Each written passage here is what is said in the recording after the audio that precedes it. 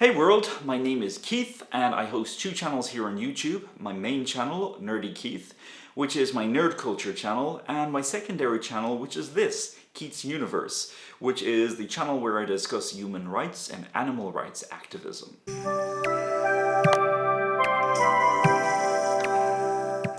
So today I want to discuss that vegan teacher, aka Katie, who was a very popular TikToker who was recently and very rightfully banned from the platform, and I'll get into why I agree with that decision later on in this video. Katie, when I first came across your channel, I thought, well, okay, you've got a certain particular approach to vegan activism that is not my personal choice. It's a little cringy and eccentric for my tastes. You kind of remind me of Phoebe from Friends. Who will perform the ceremony? Who will perform the ceremony? Oh. Especially some of the jingles and the ukulele songs that you've done on your channel. It's this kind of over the top and overly preachy type of lyrics.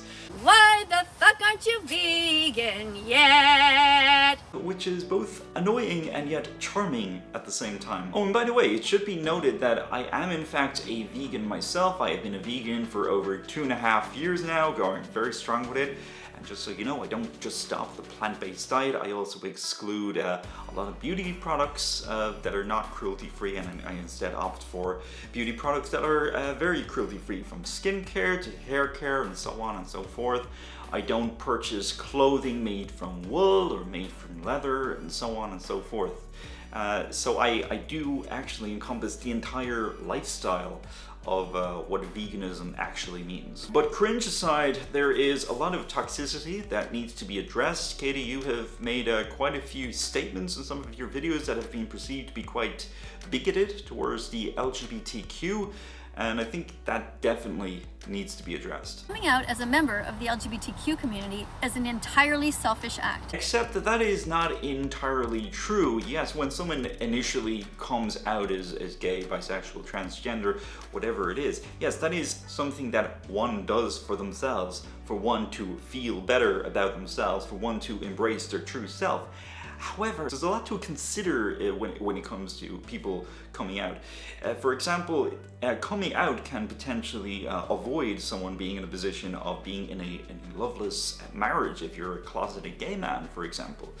Or it can, if you're a public figure and you come out, other people of the LGBTQ are going to see that and they might find it inspiring, and it might somewhat empower them to also come out. Now, I know that you identify as a bisexual, but at the same time I get the sense that you're perhaps quite a very privileged person, that you haven't really experienced or perhaps even understand a lot of the other problems that the rest of the LGBTQ face. I have noticed that you have a tendency to recommend that your viewers check out documentaries such as Earthlings and Cowspiracy, Forks Over Knives, and etc. And this is great advice. People should definitely check out these documentaries to see the truth of animal cruelty and so on and so forth. However, if I could perhaps make a suggestion to you, I suggest that you check out the website horc.org. Find out about that organization, why that organization does what it does. Because let me tell you, the discrimination that is faced by the LGBTQ is far more commonplace than any concept of vegan phobia, let me assure you. Quite honestly, comparing the discrimination against the LGBTQ to animal cruelty is basically a false equivalence. It is no different from comparing animal cruelty to the Holocaust, which you have done on numerous occasions. What happened in World War II was racism, and it was wrong.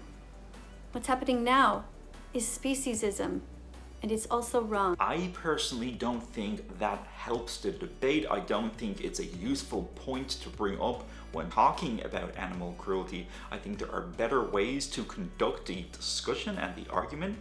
You don't need to bring up the Holocaust or other non-related human affairs. I've noticed that you also have a very toxic attitude towards vegans who date or are married to non-vegans. It's your responsibility to make sure that she becomes vegan.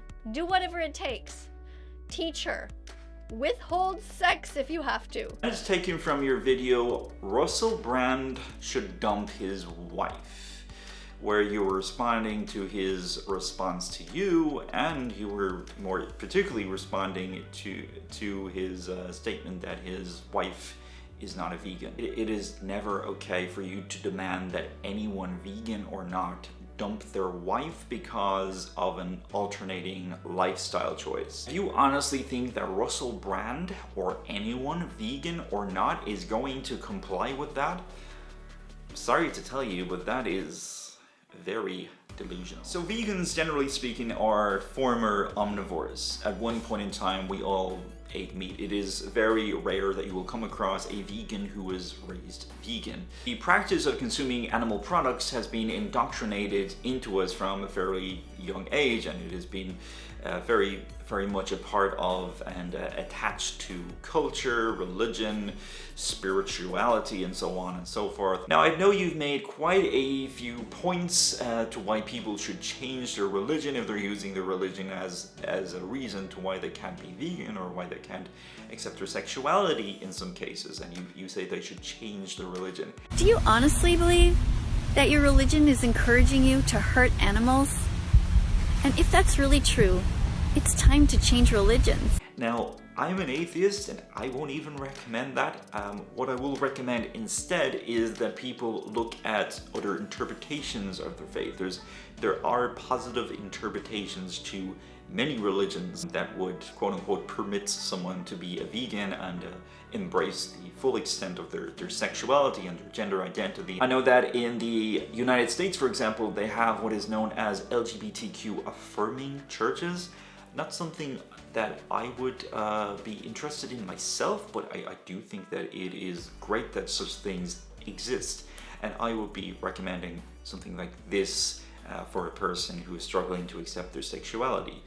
For example, not leaving the religion, which is very egotistical for anyone to suggest, whether you're atheist or you're just spiritual and not religious, whatever it is. But I think as vegans, we need to remember and be mindful that transitioning to vegan is not easy. If you're a vegan and you tell me that becoming a vegan is easy, you are lying. And you need to stop lying and be honest. It is a difficult transition. We are not just talking about altering your entire diet. We're also talking about changing a lot of your wardrobe pieces, not buying leather and not buying wool and so on and so forth, changing your entire skincare regimen, makeup if you wear makeup, and so on and so forth. It is a huge lifestyle change. I would say that possibly the food component of a vegan lifestyle is possibly the most difficult. You should certainly give people advice on how they can change step by step, but it is difficult, and we need to be understanding to that, and we need to understand that people who were raised omnivore are not necessarily going to find that shift particularly easy. To understand about food is that there are certain foods that people feel a certain nostalgic connection with. For example, if you've got a particular food that perhaps your mother used to make for you when you were a little kid, and years later someone makes that same dish for you, there's a certain nostalgic connection with that. There's an emotional connection to these types of foods, and we have to be mindful about that. We have to be understanding about that.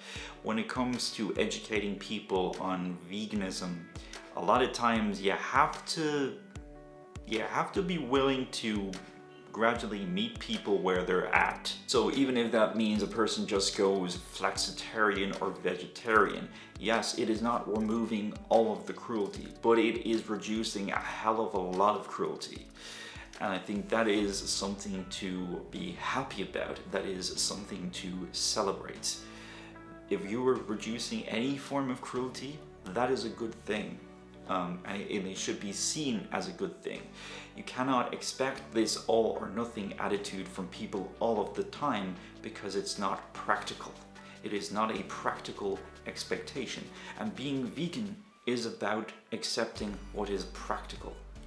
And I think that is perhaps an aspect of veganism that you sometimes, or perhaps a lot of time, forget. But I do think that we can still make a good argument for veganism, and we can persuade people to perhaps change their mind by having tactful and meaningful conversations about animal cruelty and about more ethical and cruelty-free options. Meaning that we do not tell people they must leave their significant other when their significant other has very little chance of going vegan. We do not tell people that they must leave or change their religion. We do not bring up the Holocaust or other non-related atrocities into the conversation.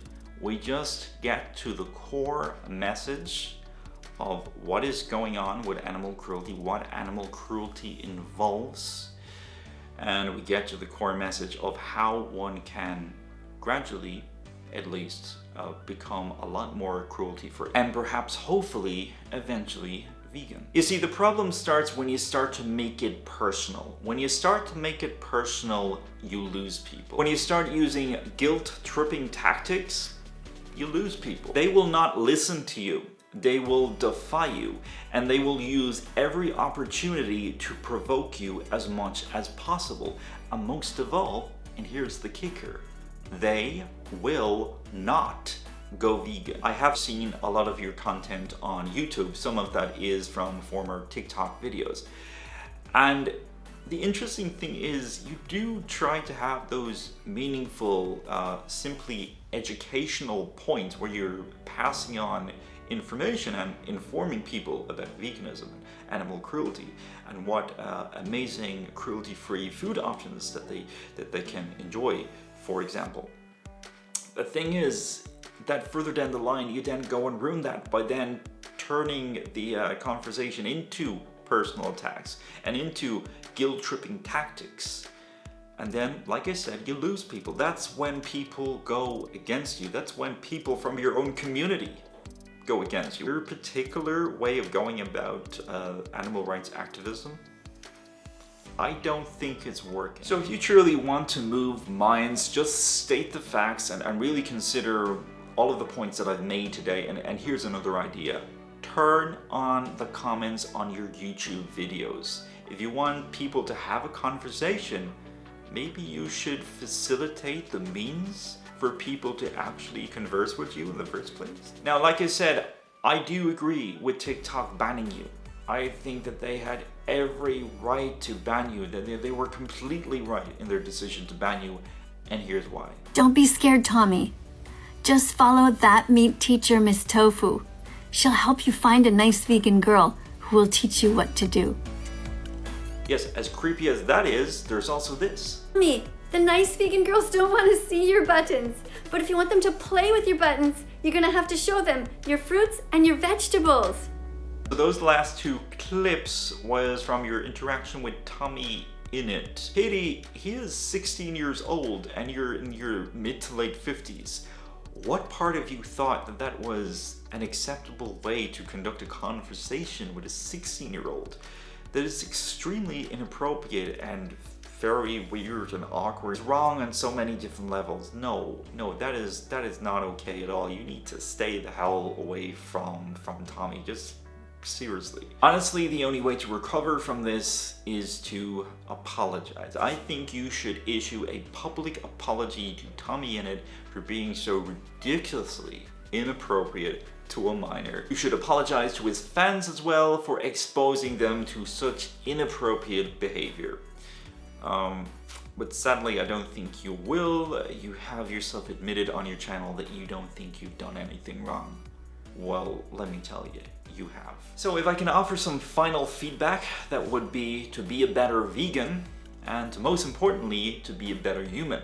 If we can't first of all focus on treating other human beings with decency, how in the hell are we even going to consider treating other animal species with better decency? Thank you very much for watching. That vegan teacher and everyone else, freedom, peace, and love.